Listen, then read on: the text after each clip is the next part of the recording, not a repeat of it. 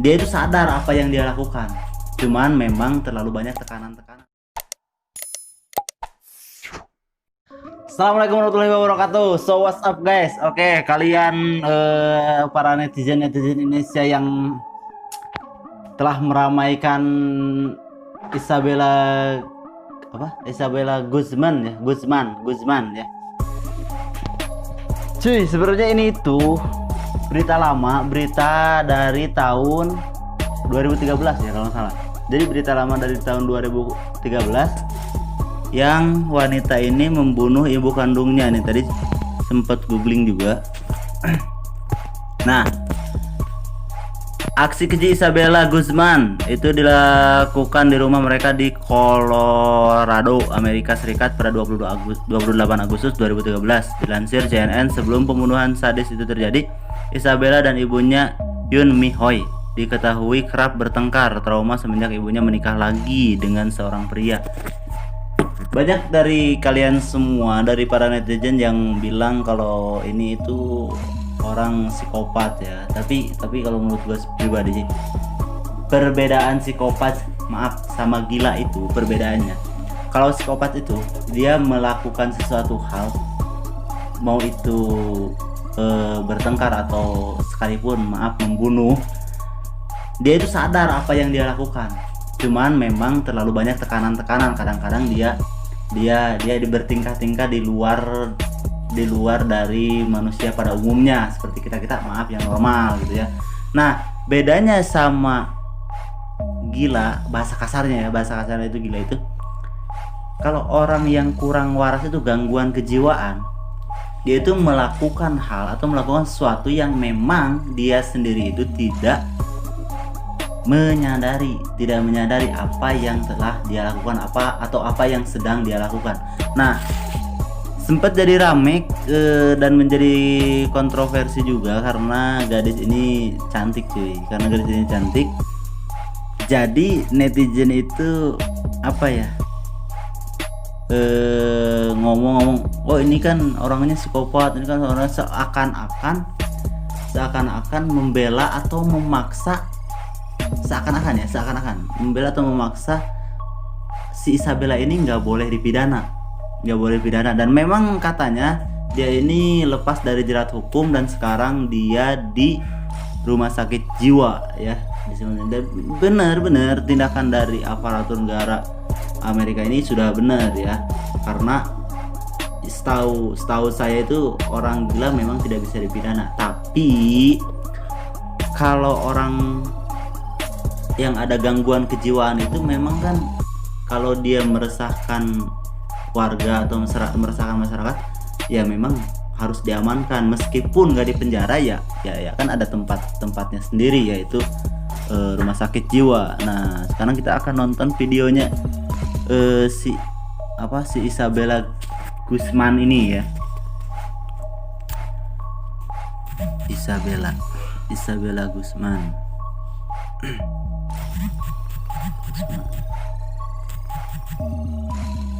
Bunuh ibu kandung. Nah, kita akan nonton di channelnya Dark Borneo ya. Oh, yang kredit digital itu ya kak. Bunganya tinggi nggak kak? Bunga 0% kok.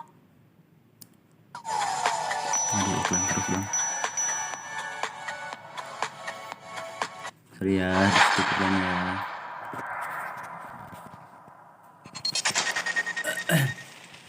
Kita Dark Borneo, channel yang banyak banget membahas hal menarik yang sayang banget deh kalau kalian lewatin. Nah, di video kali ini kita akan membahas Sweet But Psycho. Baru-baru ini viral sebuah video di mana seorang wanita mengenakan baju tahanan yang sedang di dalam persidangan. Tetapi bukannya bersedih karena berada di dalam persidangan, malah wanita ini tersenyum seolah tidak terjadi apa-apa guys. Nih videonya kalau kalian belum nonton. Cewek ini bernama Isabella Guzman. Video tersebut merupakan pengadilan atas kasus penikaman ibu kandung sebanyak 151 kali di wajah dan leher yang dilakukan oleh gadis tersebut loh guys. Nah, tentu sekarang kan jadi penasaran kan tentang cewek yang satu ini. Cantik sih, cuman kok bisa tega-teganya melakukan hal keji seperti itu terhadap ibu kandungnya. Tetapi sebelum kita lanjutin videonya, jangan lupa subscribe biar kami makin semangat bikin videonya buat kalian. Dan ini dia pembahasannya. Kasus penikaman yang dilakukan Isabella Guzman merupakan kasus pembunuhan yang dilakukan oleh Isabella Guzman terhadap ibunya sendiri terjadi pada 23 Agustus 2013. Jadi bukan baru-baru ini loh guys. Kala itu Isabella Guzman masih berusia sekitar 18 tahun. Penikaman tersebut terjadi di Colorado, Amerika Serikat. Dan untuk lebih detailnya, Nah, terus juga ada yang bertanya dari netizen yang budiman ya. Kenapa video lama bisa viralnya itu sekarang? Nah, jadi gini cuy. Kalau misalkan katanya sih gue juga di luar negeri itu ada misalkan berita itu tidak boleh dipublish sebelum sebelum si kasusnya itu tuntas. Jadi proses kasus dulu. Nah, setelah kasus ini tuntas, nah baru berita itu boleh dipublish oleh para media. Kurang lebihnya gitulah. kita bakal bahas per poin aja ya guys. Yang pertama, Isabella Guzman berkonflik dengan sang ibu sendiri. Singkat cerita, sebelum pembunuhan sadis itu terjadi, Isabella dan ibunya Yoon Mi Hoy diketahui kerap bertengkar, terutama semenjak ibunya menikah lagi dengan seorang pria bernama Ryan Hoy. Menurut keterangan aparat setempat, dari hari ke hari, Isabella semakin sering melawan ibunya, yang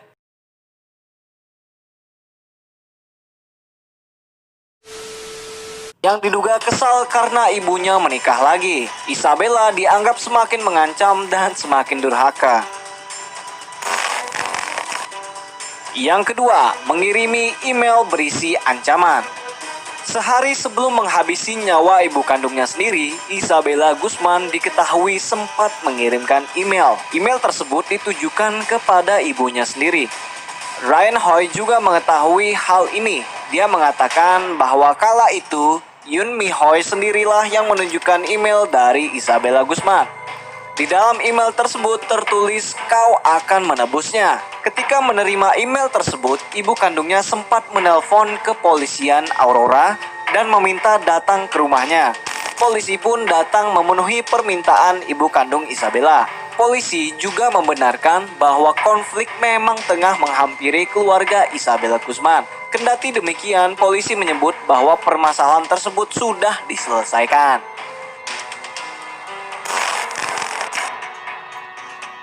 Yang ketiga, kronologi kejadian. Ryan Hoy sempat memberitahukan kepada pihak kepolisian bahwa Isabella Guzman pergi ke kamar tidurnya setelah mereka pergi. Dia mengatakan bahwa Isabella bahkan tetap di sana sepanjang malam. Sedangkan sang ibu kala itu telah kembali bekerja. Sekitar pukul 21:30 waktu setempat, Yoon Mi Hoy kembali ke rumah dan langsung menuju ke atas untuk mandi. Tak berselang berapa lama, Ryan Hoy mengaku mendengar suara dentuman dari lantai atas. Ia juga mengaku mendengar suara sang istri yang terus memanggil namanya. Kepada polisi, Ryan Hoy mengatakan bahwa Isabella Guzman sempat menghalanginya untuk masuk. Tetapi ketika Ryan Hoy mencoba membuka pintu, Isabella Guzman justru mendorongnya dengan punggung agar pintu kamar mandi tetap tertutup. Ia juga melihat darah mulai mengucur dari bawah pintu kamar. Khawatir dengan sang istri, Ryan Hoy langsung menelpon 911 dan menceritakan apa yang ia lihat. Ryan Hoy juga melaporkan bahwa ia melihat Isabella Guzman sudah berdiri di ambang pintu kamar mandi sambil memegang pisau saat ia kembali ke atas. Setelah Isabella selesai melancarkan aksinya di rumah ibu kandungnya sendiri dengan alamat blok 2600 Jalan South 5, polisi pun datang karena panggilan dari Ryan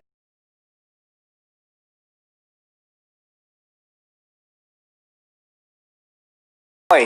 Mereka menemukan jasad Yoon Mi Hoy dalam keadaan yang menggenaskan di dalam kamar mandi lantai 2 berselang beberapa jam setelah penikaman terjadi. Polisi menemukan tubuh Yoon Mi Hoy tergeletak di kamar mandi dengan luka robek dan tusukan yang cukup banyak. Pihak berwenang menyatakan bahwa Yoon Mi Hoy meninggal di tempat kejadian pukul 22:28 waktu setempat. Yang keempat, Isabella Guzman diringkus 16 jam kemudian. Setelah membunuh ibu kandungnya sendiri, ternyata Isabella Guzman sempat kabur loh guys. Dia kabur ke sebuah minimarket di dekat rumah. Di sanalah Isabella Guzman membersihkan diri. Ia juga sempat berbohong kepada petugas minimarket dengan mengatakan bahwa dirinya telah diperkosa. Gadis tersebut kemudian meminta izin untuk mencuci rambutnya di wastafel dan mengganti pakaian. Dengan mengaku telah diperkosa, Isabella Guzman justru melarang petugas minimarket untuk menelpon polisi. Ia juga menolak untuk diantarkan pulang ke rumah. Isabella Guzman akhirnya ditangkap selang 16 jam semenjak ditetapkan sebagai buronan. Bagaimana bisa kan guys, Isabella Guzman yang sedang berusia 18 tahun dengan teganya menikam ibu kandungnya.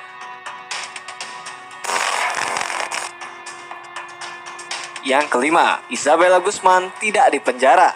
Ketika disidang di pengadilan untuk mempertanggungjawabkan perbuatannya, Isabella sempat senyum ke arah kamera wartawan yang menyorotnya. Pada sidang pengadilan tersebut, Isabella Guzman justru dinyatakan tidak bersalah. Keputusan dari pengadilan Colorado tersebut berdasarkan tinjauan hakim atas evaluasi mental Isabella Guzman. Isabella didiagnosa mengalami paranoia skizofrenia. Banyak orang pun bertanya-tanya, kenapa seorang gadis yang telah terbukti menikam dan memukuli ibunya dengan tongkat baseball tidak dipenjara. Setelah dinyatakan tidak bersalah dan tidak dipenjara dengan alasan gangguan jiwa, Isabella Guzman akhirnya dikirim ke rumah sakit jiwa. So guys, jadi pada intinya, jadi si Isabella ini memang kan awalnya itu diawali dengan perceraian dari kedua orang tuanya, terus ibunya menikah lagi, dan selalu ketika orang tua bercerai itu pasti anak jadi korban. Makanya nih pesan-pesan buat kalian semua yang nonton video ini, kalau menikah atau misalkan kalau apapun itu lah ya, kalau misalkan udah rumah tangga, apapun yang terjadi, tolong dipikirkan dulu. Misalkan kalau kalian misalkan ribut sama pasangan kalian, karena kalau misalkan seorang udah menikah itu beda cuy, beda sama ketika kalian berpacaran. Kalau berpacaran kalian bisa putus, udah selesai semua. Kalau misalkan udah menikah, oke. Kalau misalkan kalian itu udah menikah, cerai, belum punya anak. Tapi kalau misalkan udah menikah terus nanti punya anak, nah ini anak lu bakal jadi korban. Untung misalkan kalau anak lu itu gedenya itu bisa mikir terus bisa hidup di jalan yang lurus. Kalau misalkan terbawa arus, terbawa yang enggak, itulah. Jadi mungkin si Isabella ini banyak tertekan dan mungkin nggak setuju juga orang tuanya menikah lagi. Jadilah seperti itu. Jadi pikirannya itu banyak halusinasi lah, ya. Oke, itu aja yang bisa gua sampaikan. Jangan lupa like, comment, dan subscribe channel ini. Thanks for watching. See you in the next video. Assalamualaikum warahmatullahi